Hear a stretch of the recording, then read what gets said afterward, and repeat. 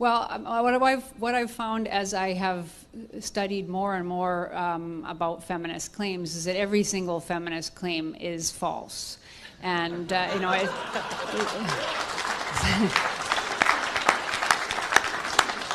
it simply never has been the case that there was any kind of desire on the part of male scholars or anybody else in society to exclude half of humanity from the historical record or from mythology or religion or the stories we tell about ourselves or anything. And so, yeah, it's absolutely nonsense.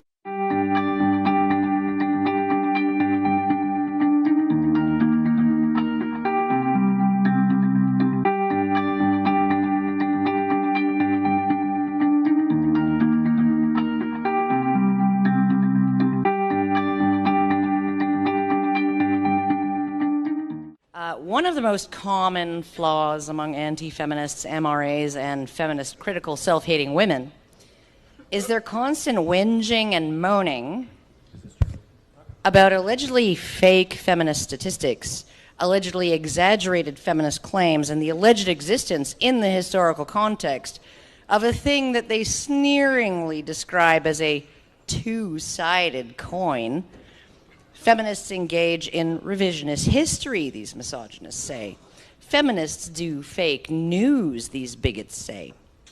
And of course, we all know that in the minds of gender traitors like our next speaker, all of this critique and disagreement is part of a conspiracy to roll back the progress of women, reinstitute the undeniable patriarchal oppression of women over centuries and today, and to deny modern women's lived experience of what it was like when they were battered women seeking a divorce from the Catholic Church in mid-14th century Italy. Perhaps the worst thing I can say about this woman is that she is abusing her position as a privileged tenured professor to wrongly assert that women don't have it so bad. So I'm just going to give her to you, ladies and gentlemen, Janice Fiamengo. Phew, what a loony. Phew, what a loony.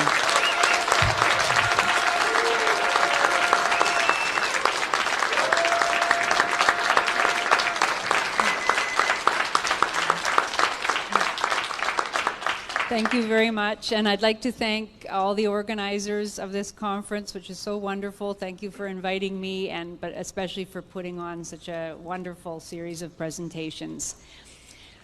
The title of my talk is actually not correct. I changed it at the last minute. I thought many of you have heard me speak about the colonization of academia by feminist ideologues and what that has meant for students, both male and female, over the last 30 years. I'm going to talk about something of a consequence of that, but a broader and slightly different issue. And so the title of the talk is Why We Need Male Positive Histories. When it comes to men and women, we all know what the past is supposed to have been like. There were sexually predatory, powerful, entitled men, and there were sexually repressed, brutalized, and powerless women. This belief about the past justifies or at least greatly reduces public concern about injustice toward men in the present. So even if you can get people to admit that a specific injustice or range of injustices exists against men, the response that you hear is often, well, but men have had all the power in the past and women have been absolutely powerless since the beginning of time. Now, even a glance at works of literature and journalism show us that this view of history is completely false, and my argument today is simply that it is very helpful to our cause to demonstrate and to know that modern feminism and gynocentrism are based not only on misrepresentations about the present, but also on huge misrepresentations about the past. And this is a vast challenge to explore our history. The fact that we have allowed the academic study of history as well as all of popular culture to be overtaken by feminist ideologues makes our task of discovering and conveying the truth, both very difficult and urgent. Hey you! Yes, you! Watching this video. Did you miss out on going to the International Conference on Men's Issues? Or did you go and now you missed the fun times you had at this amazing event? Experience the magic of ICMI 2019 again, or for the very first time, with Honey Badger Radio's ICMI disc set. The disc set brings ICMI presentations together in one convenient package, as well as disc set exclusive Badger bonus content. Enjoy behind-the-scenes Badger interviews with free speech and men's issues luminaries, like Sargon, Janice Fiamengo, and Count Dankula, as well as a never-before-seen Badger cartoon. Also available is sparkling ICMI merch, such as our professionally designed program book, sticker sets, badges, and more. Go to feedthebadger.com and claim a piece of men's rights history for yourself. And I'm saying this not as a trained historian, alas. I'm saying it as someone whose own ignorance about the past was in fact reinforced and even augmented by my years as a PhD student of English literature. But when the scales of feminist bigotry had fallen from my eyes, it became obvious to me that there is a much different, richer, more complex, far more humane story to be told about our history than many of us know. And so I'm just going to offer today a few examples, two from literature and one from journalism, to give a glimpse into what I'm talking about.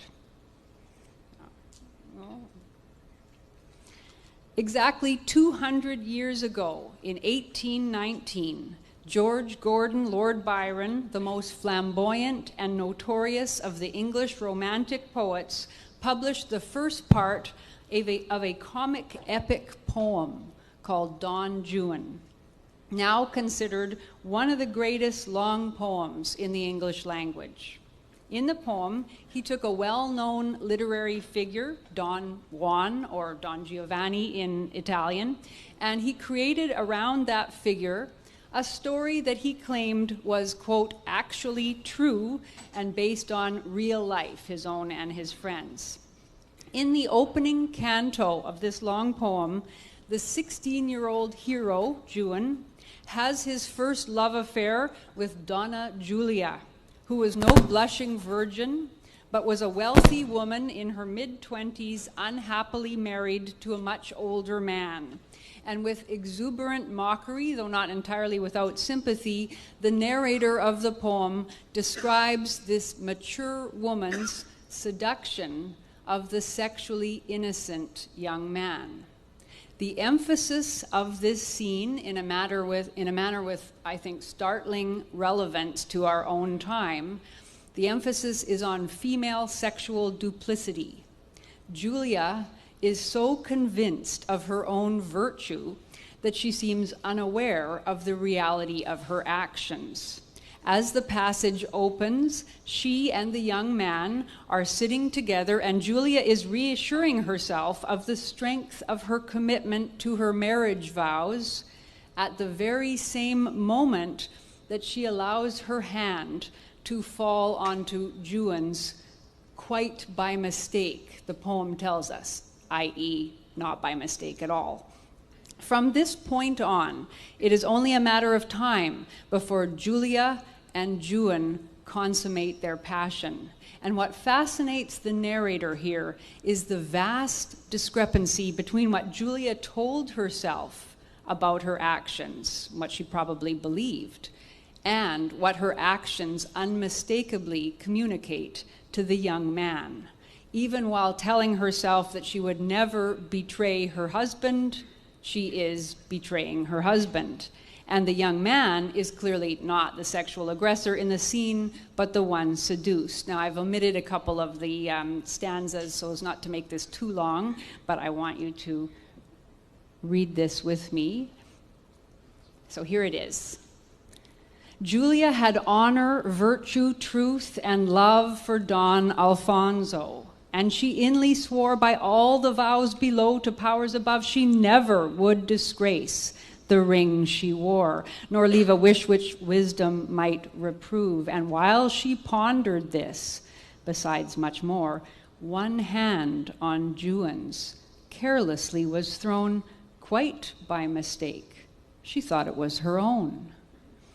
Unconsciously, she leaned upon the other hand of Juan, which played within the tangles of her hair, and to contend with thoughts she could not smother, she seemed, by the distraction of her air. 'Twas surely very wrong in Juan's mother to leave together this imprudent pair, she who for many years had watched her son so. I'm very certain mine would not have done so. The hand which still held Juan's by degrees gently but palpably confirmed its grasp, as if it said, "Detain me if you please."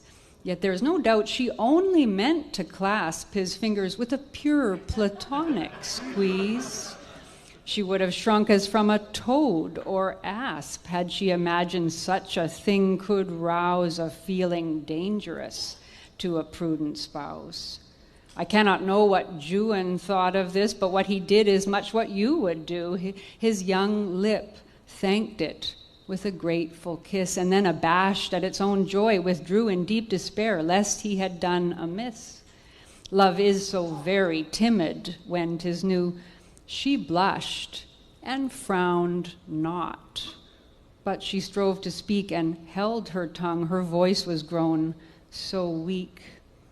And Julia sate with Juan, half embraced and half retiring from the glowing arm which trembled like the bosom where 'tis placed. Yet still she must have thought there was no harm, or else 'twere easy to withdraw her waist. But then the situation had its charm. And then, God knows what next. I can't go on. I'm almost sorry that I e'er begun.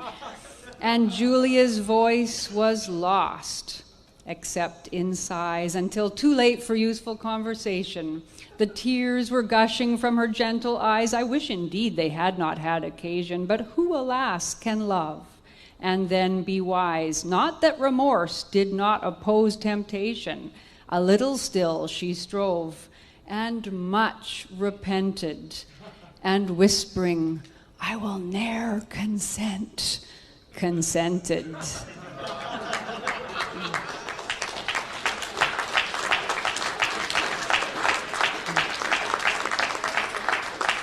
It's hard to believe that this was written nearly 200 years before that word consent, not to mention affirmative consent, became such a major plank of feminist activism and indeed of sexual assault law in Canada, and I hope not, but perhaps soon to be in the United States.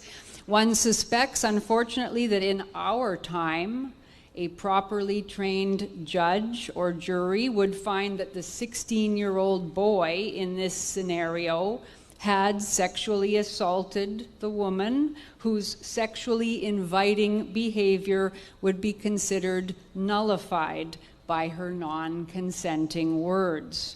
The scene is remarkable, among other reasons, for showing us why the feminist mantra, yes means yes and no means no, is such a flawed standard for separating the licit from the illicit. And Byron knew this as well as we do, and yet we continue to pretend not to. We don't know to what extent Byron's comic portrait was intended to have wide sociological or personal import.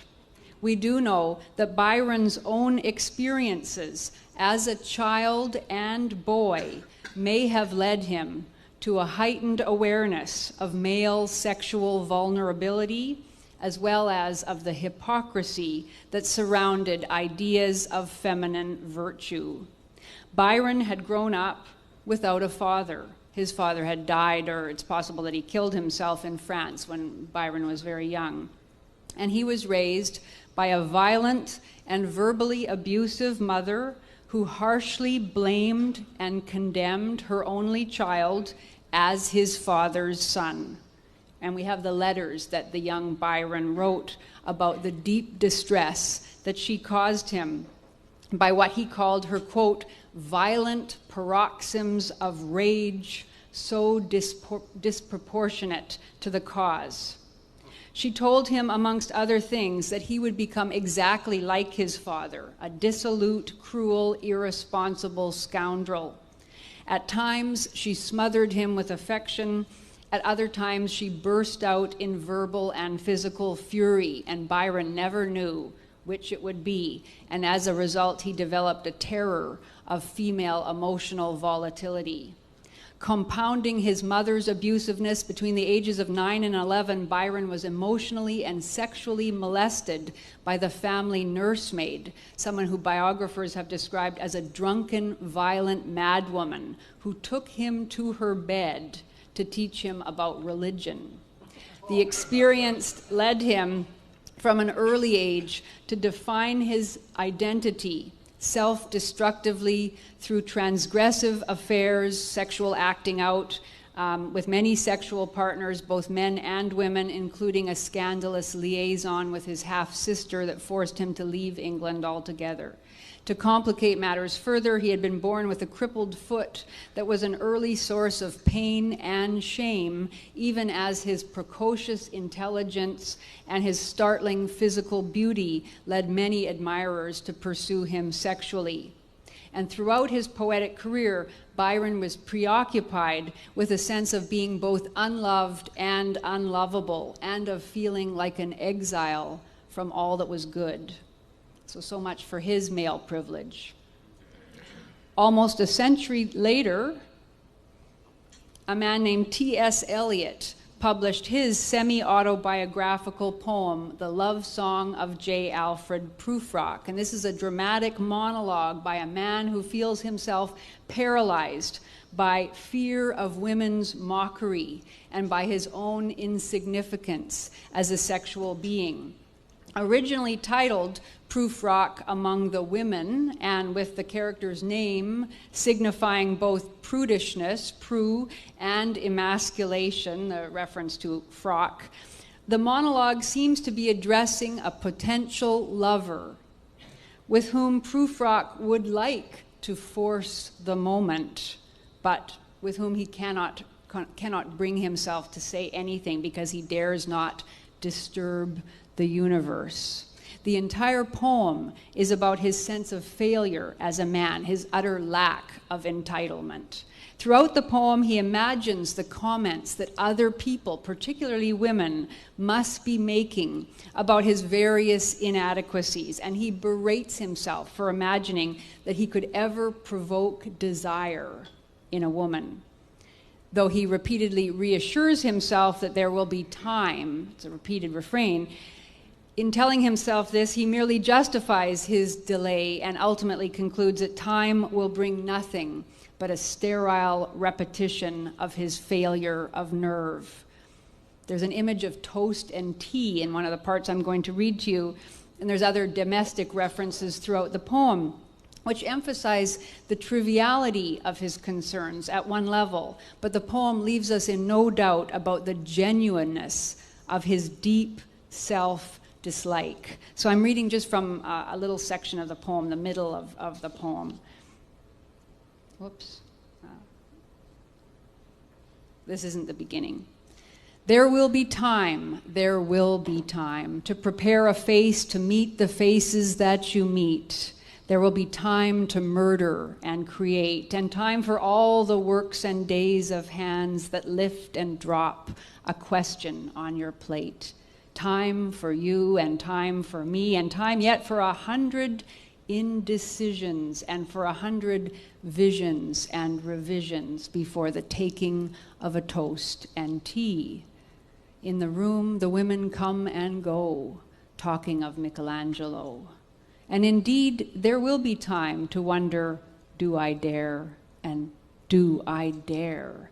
Time to turn back and descend the stair with a bald spot in the middle of my hair. They will say how his hair is growing thin. My morning coat, my collar mounting firmly to the chin, my necktie rich and modest, but asserted by a simple pin. They will say, but how his arms and legs are thin. Do I dare disturb the universe? In a minute, there is time for decisions and revisions which a minute will reverse. For I have known them all already, known them all. Have known the evenings, mornings, afternoons. I have measured out my life in coffee spoons. I know the voices dying with a dying fall beneath the music from a farther room. So how should I presume? I have known the eyes already, known them all, the eyes that fix you in a formulated phrase. And when I am formulated, sprawling on a pin, when I am pinned and wriggling on the wall, then how should I begin to spit out all the butt ends of my days and ways, and how should I presume? And I have known the arms already, known them all, arms that are braceleted and white and bare, but in the lamplight, downed with light brown hair. Is it perfume from a dress that makes me so digress? Arms that lie along a table or wrap about a shawl? And should I then presume? Whoops, sorry, didn't mean to do that. And should I then presume? The poem suggests that the speaker is captivated by the arms that are braceleted and white and bare and can't help but notice them. They're so alluring. He can't stop seeing them, yet he cannot act on his desire, for he is paralyzingly aware of the gaze of society, judging him and finding him wanting, mocking him, dissecting him. We might call this the female gaze. These are, as he describes them, the eyes that fix you in a formulated phrase. In other words, he has felt the judgment of the world's women. He has felt their eyes on him, their contempt, their calculation, as he imagines it anyway, of his non-entity. His description of himself as, quote, sprawling on a pin, pinned and wiggling on the wall, refers to the practice of pinning insects for study, insect specimens for study, suggesting that he feels similarly insignificant and similarly scrutinized, examined without concern for his humanity or his need.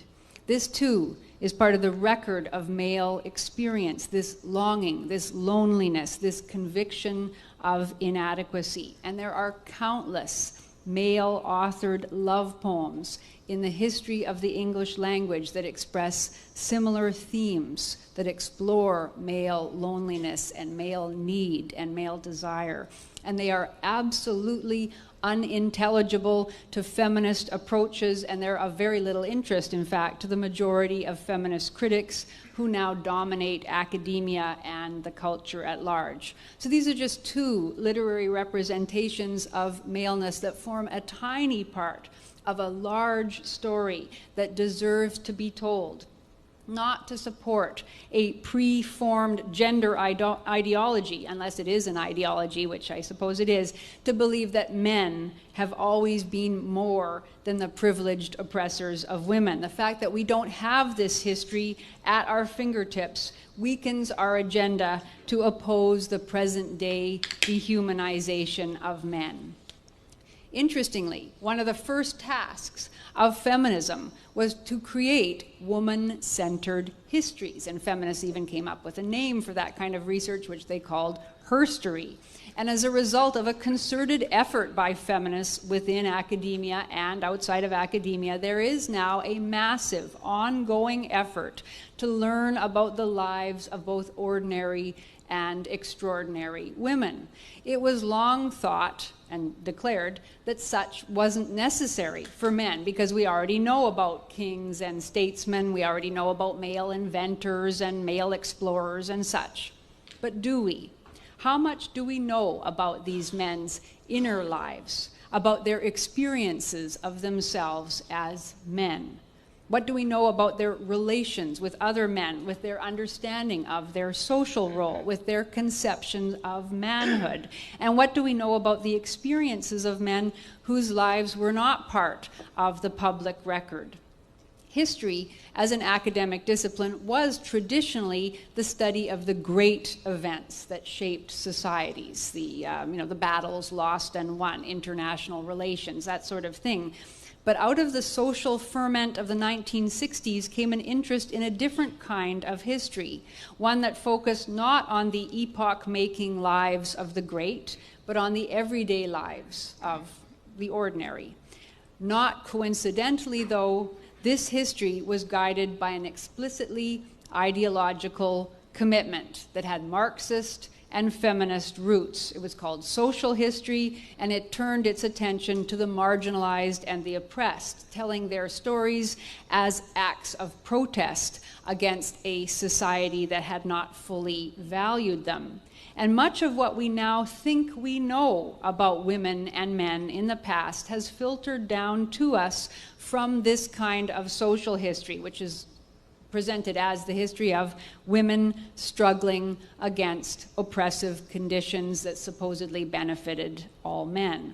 About the men, what we know tends to come to us through a feminist lens that is often spectacularly lacking in empathy and fairness.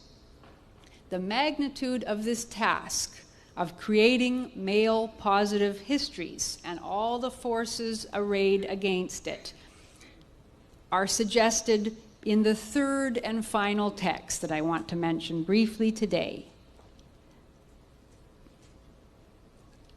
This is E. Belfort Bax's The Fraud of Feminism, which I know probably there are more people in this room who know about this text than if you had a general sampling of the public. Published in 1913, this text was written by an English lawyer, philosopher, socialist, and anti-feminist, not a conservative, a socialist, very sympathetic to Marxism, E. Belfort Bax, in his time a well-known commentator on issues of property and social class, now quite marginalized. He's of interest mainly to Marxist historians who are not interested at all and in fact are embarrassed by his anti-feminism.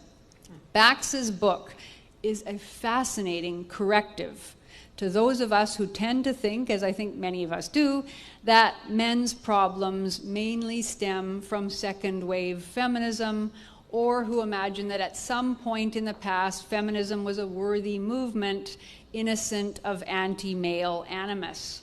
As Bax saw it, feminism was, from the beginning, an irrational phenomenon that capitalized on female in-group solidarity and on man's inability to care for his fellow man. And Bax described the problems as follows, and it's amazing to think that this was 1913.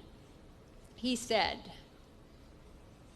"While modern feminism has succeeded in establishing a powerful sex solidarity amongst a large section of women as against men, there is not only no sex solidarity of men as against women, but on the contrary, the prevalence of an altogether opposed sentiment. In any conflict of interest between a man and a woman, male public opinion, often in defiance of the most obvious considerations of equity, sides with the woman and glories in doing so." So in Bax's calculation, the sex war that women had declared against men had already been won by women, 1913, for the simple reason that men were not willing to fight it, and in many cases were enthusiastic foot soldiers in the feminist cause.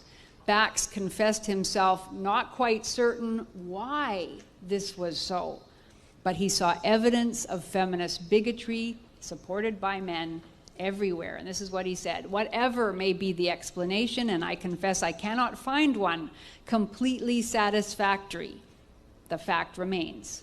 A woman's movement, unassisted by man, still more if opposed energetically by the public opinion of a solid phalanx of the manhood of any country, could not possibly make any headway. As it is, we see the legislature, judges, juries, parsons, especially those of the nonconformist persuasion, all vie with one another in denouncing the villainy and baseness of the male person and ever devising ways and means to make his life hard for him. To these are joined a host of literary men and journalists of varying degrees of reputation who contribute their quota to the stream of anti-manism in the shape of novels, storiettes, essays, and articles, and the design of which is to paint man as a base, contemptible creature, as at once a knave and an imbecile, a bird of prey and a sheep in wolf's clothing, and all as a foil to the glorious majesty of womanhood. And he then goes on in the book to explain, chronicling in great detail, the long-standing female legal privileges in his society, England at the turn of the 20th century, showing how in the areas of marriage rights, divorce, alimony, child custody, criminal prosecutions generally, capital punishment in particular, sexual assault law, infanticide, and many other specific areas of criminal law, men were legally as well as socially hugely disadvantaged. As a barrister with an intimate familiarity with legal cases and legal philosophy, he chronicled outrageous miscarriages of justice attributable to the sentimental conviction that no matter the specific circumstances, women were always innocent victims, no matter what they'd done, what heinous crimes they had committed. He noted, for example, that in cases of domestic dispute, here it is, personal violence on the part of the husband is severely punished. On the part of a wife, she will be let off with impunity. And he went through various other, I won't read them because I think I'm maybe getting a little bit behind. I won't read all of them. I'll just jump. Yeah. He gave many examples, but then he identified two types of feminism, which I think are also relevant for our own discussions. Two types of feminism that already in 1913 had taken deep root in British society. One he called political feminism. This was a feminism claiming that against any evidence to the contrary, women and men were fundamentally equal in all things if women weren't, better than men. And then the other kind of feminism he called sentimental feminism. And that feminism claimed, against all evidence to the contrary, that women deserved, because of their nature and situation, special privileges, advantages, sympathy, leniency, etc., that weren't given to men. And he pointed out that though these two forms of feminism were diametrically opposed and self-contradictory, they almost always operated together in tandem in the same individual or in the same organization, and that the contradiction did not weaken feminism's power in society by one iota. He took pains to point out the depth of anti-male bigotry and gynocentric prejudice that operated even amidst otherwise judicious and impartial, fair-minded, generous, humane people. He noted, for example, and this is the,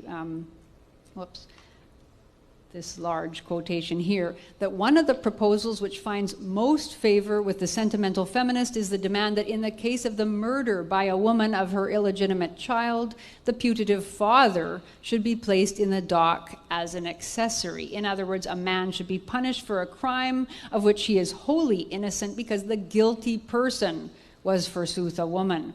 That such a suggestion should be so much as entertained by otherwise sane persons is indeed significant of the degeneracy of mental and moral fiber induced by the feminist movement.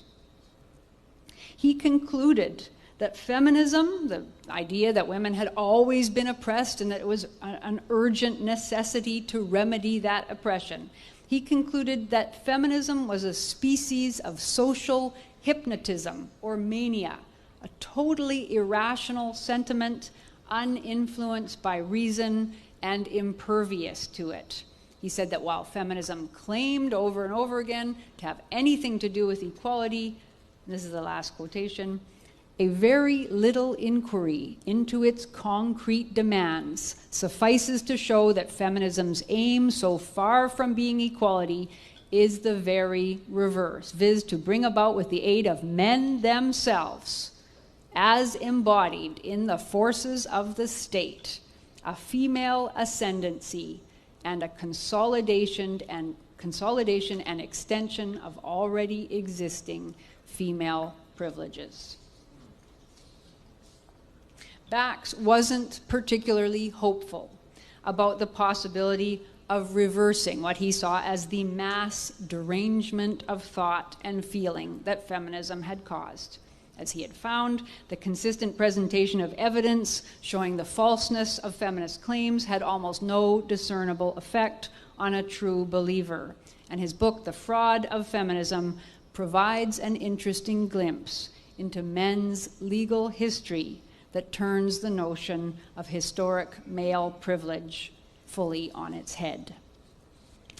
I am often informed by friends that the tide is turning, that the end of feminism's hold on the public imagination is drawing near.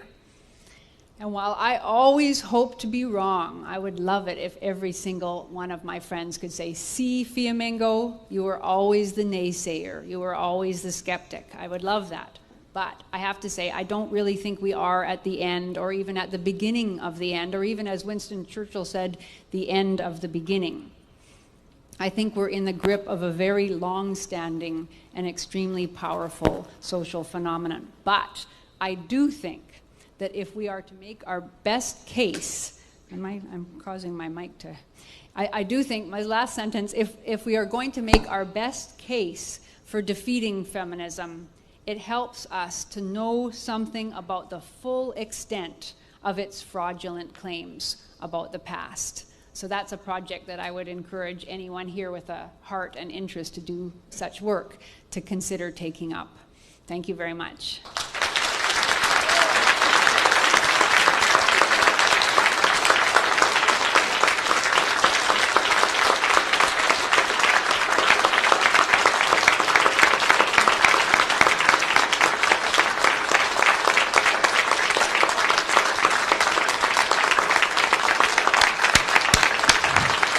Well, that's quite the standing ovation. I completely concur with everybody on their feet. Wow. I thought my talk for Cafe a couple of weeks ago about the Epic of Gilgamesh was something special, but this was something else. We have about 10 minutes to about 10 minutes to take some questions, and so if you keep your questions brief, no big long preambles, try and fit as many people in, that'd be great. Can I call you Janice? Of course. Janice, I don't have a question. I just want to say that your words today spoke so deeply to me as a man in my experience, both in society and deeply sexually, that I am inspired to become a better one.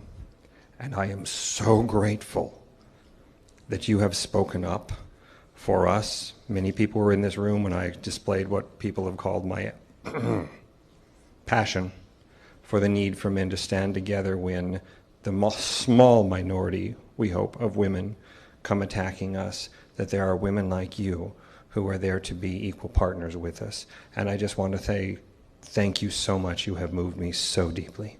Thank you very much.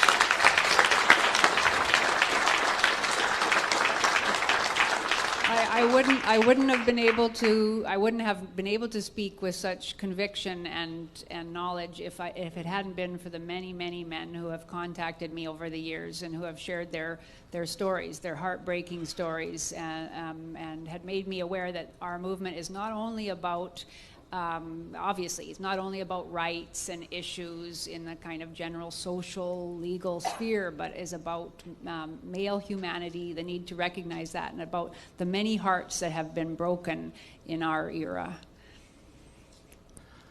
Janice, thank you so much.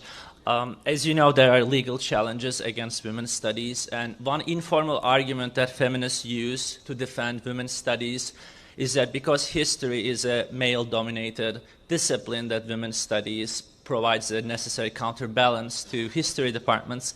Now, this is not a formal legal argument that will ever be entertained in court, but it is still an informal social argument that they use. So I was wondering, what is your response to that feminist argument? Well, what I've found as I have studied more and more about feminist claims is that every single feminist claim is false. And, you know,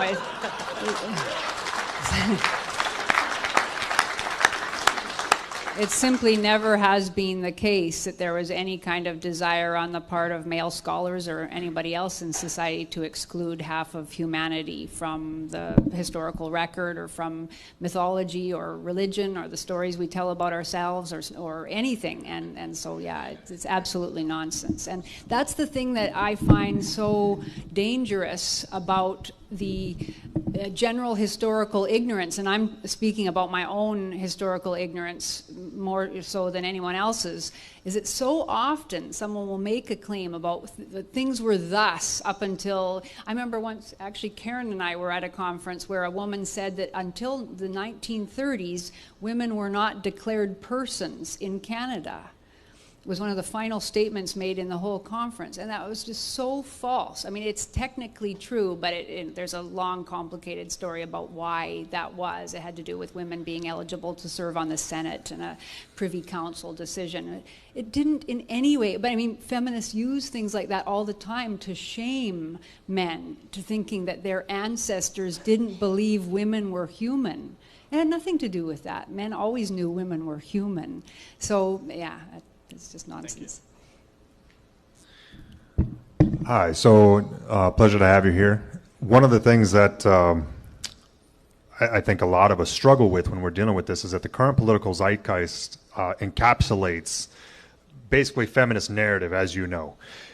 For those of us, especially if we don't have a historical backing or anything like that, in order to sift through all of the information, you know, we had one writer go over and talk about a lot of the classics and how that did that. That stuff is great, but how would you recommend to us to be able to sift through, because, you know, Lord Byron, for example, is obvious there, but, you know, because that's so shunned in the current political zeitgeist, it's very difficult for us to actually find the information because it's intentionally buried. Yes, I know. Yeah. How would you recommend us to sift through and find it so that way we can actually start writing? Because the more of us that actually do this work, it's not just one person, the more of us that actually do this work and sift through it, you know, that sometimes that can be the catalyst that actually allows the change to actually happen, because fighting one person, even if they are as intelligent as you and articulate as you, you know, one person can be more easily taken down. But if they are the spark of a forest fire, if you will, now they have an entirely bigger problem that they have to deal with. Mm-hmm. I think we're at that point where we're ready for that.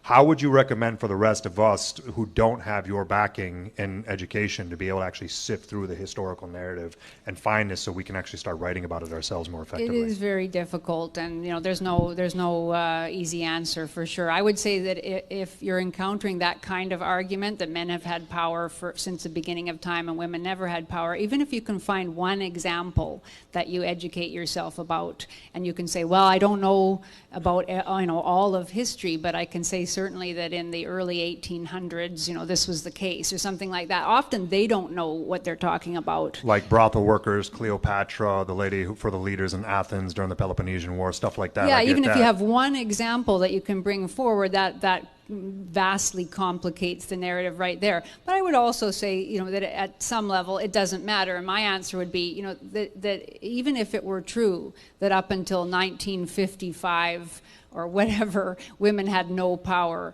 that would not be a reason why any kind of injustice should be perpetrated today. Unless you believe in basing a theory of society on collective vengeance, it's an utterly irrelevant argument to make anyway. I'm a veteran, so I'm all about the U.S. Constitution's ability to elevate the individual in spite of the state, not necessarily over it. Yeah. Thank you.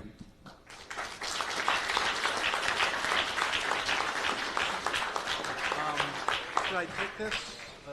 Just 1 second. Oh, thank you. We have time for one more quick question and one more quick answer. So, thank you, first of all. when discussing feminist history and deconstructing it, it's probably necessary to question their sacred texts. And Karen, you've done an excellent job of doing that with the Declaration of Sentiments at the Seneca Falls Convention of 1848. Indeed, but she of has. course, even before that, there's Mary Wollstonecraft's A Vindication of the Rights of Women. And how does that fit into all this? Thank you. That's a very big question. I haven't read it for a long time. But actually, I mean, Wollstonecraft would not be useful to modern feminists really very much at all, because what she was talking about was educating women to be rational actors in their society. And so in many ways, you know, you could say that Mary Wollstonecraft would be appalled by the direction that modern feminism has moved. So sometimes feminist texts can actually be helpful to our side precisely because they are the few texts where the woman is arguing for genuine equality of opportunity. Thank you.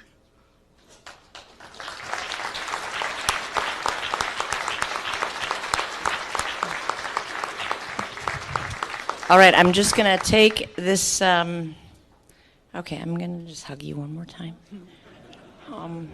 Thank you for that, because that was just, I don't always sit in on these talks that I MC for, but years I was just glued to everything, every word. So, okay, so you guys all have like 14 minutes to relieve your bladders, have a drink, have a smoke, and do all of that stuff, and then we are going to have, is it Count Dankula next?